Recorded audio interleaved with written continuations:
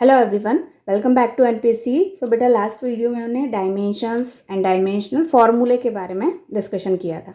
ठीक है, तो आई होप आपको क्लियर हो गया होगा शायद वो लेक्चर। अब हम उसके बेसिस पे किसी भी गिवन क्वांटिटी, फिजिकल क्वांटिटी का डायमेंशन फार्मूला कैसे फाइंड आउट करते हैं ये सीखेंगे। ठीक है, तो मेरी ये आशा है कि आप जितने भी क्वांटिटीज़ आपको दी हुई है ईजिली आप फाइंड आउट कर सकते हैं। ठीक है, मैंने क्या बताया था आपको, ओनली 25 फार्मूलेज लर्न करने हैं, बाकी के उसके बेसिस पे इजीली आपसे बन जाएंगे। ठीक है, तो देखो, find the dimension formula of coefficient of viscosity. Okay, यहाँ पर 8 क्वेश्चंस गिवन है, तो 1 बाय 1 हम सभी के फाइंड आउट करते हैं डायमेंशन फार्मूला। ठीक है, तो अब फर्स्ट है आपका कोएफिशिएंट ऑफ विस्कोसिटी। ये जो टर्म है वो आपका फ्लूइड में आता है।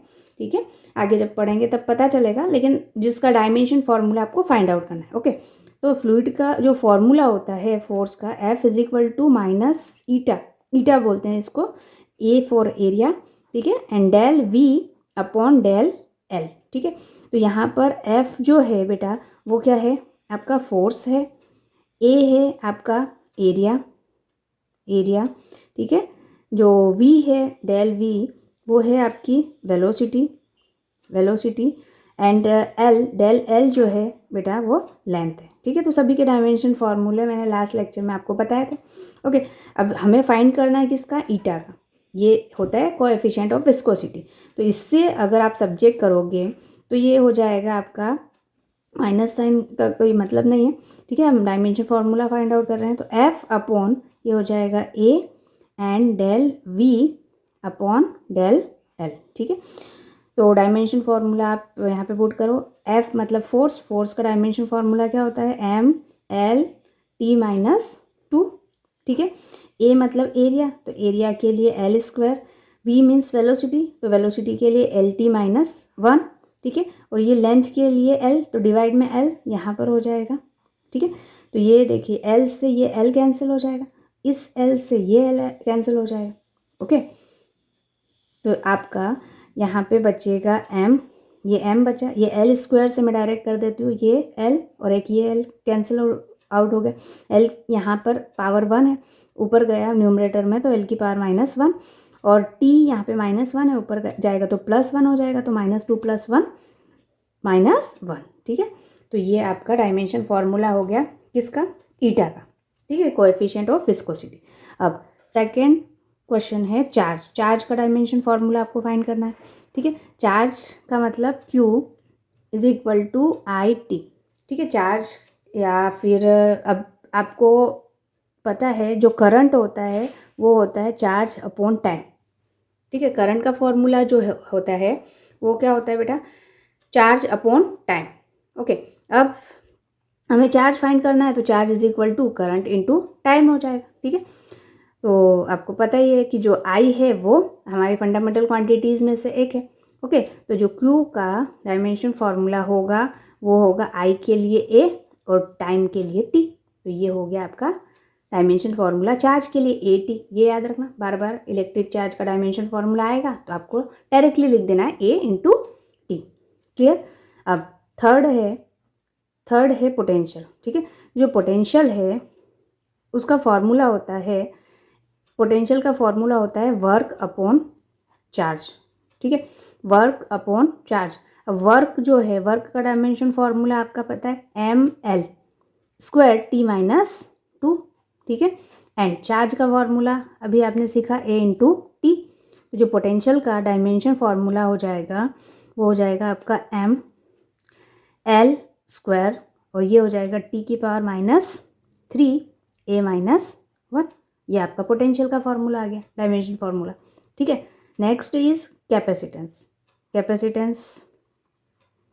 कैपेसिटेंस का डायमेंशन फार्मूला आपको फाइंड आउट करना है, तो कैपेसिटेंस को C से रिप्रेजेंट करते हैं। ठीक है, और जो रिलेशन होता है Q is equal to CV, ये आप 12th में सेकेंड चैप्टर में पढ़ेंगे।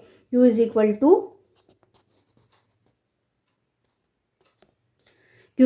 टू C इंटू V होता है। ठीक है, हमें फाइंड आउट करना है C, तो C को सब्जेक्ट करेंगे तो ये हो जाएगा आपका Q/V।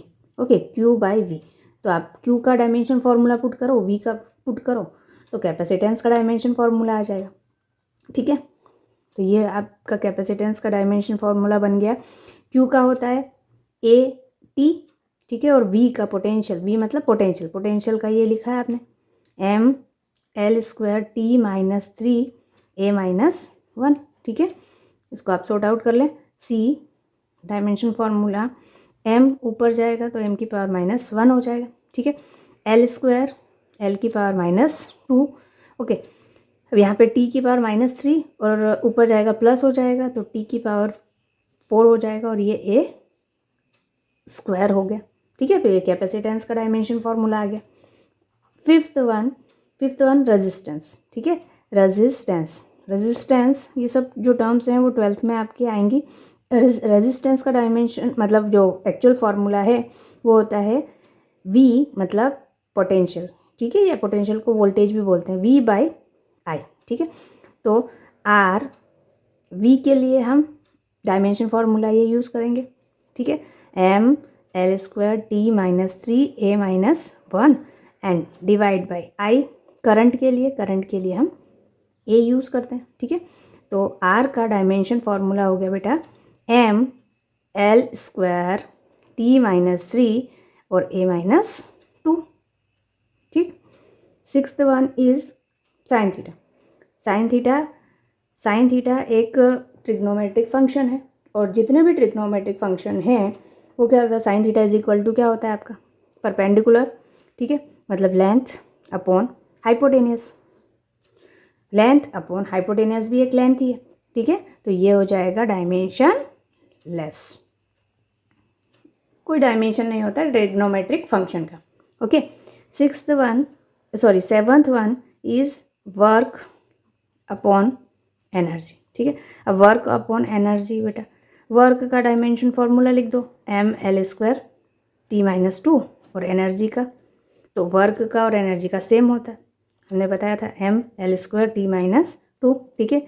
ये सब कैंसिल आउट हो जाएंगे एक दूसरे से, तो क्या हो जाएगा बेटा डायमेंशन लेस, ठीक है। तो ये हो जाएगा आपका M0 L0 T0, ठीक है। This is the dimension less quantity, dimension less, okay. And last 8th one is momentum upon time, ठीक है। तो जो मोमेंटम होता है उसका जो फॉर्मूला होता है बेटा वो होता है मास इनटू वेलोसिटी, ठीक है, और टाइम का t। मास के लिए m, ठीक है, वेलोसिटी के लिए LT -1 और टाइम के लिए t, ठीक है। इससे आप प्रॉपर अरेंज कर लेंगे तो MLT -2 हो जाएगा। तो ये डायमेंशन फॉर्मूले आ गए, ठीक है। आई होप आपको क्लियर है। आप काफ़ी सारे क्वेश्चंस की प्रैक्टिस कर सकते हैं इसके बेसिस पे, ओके।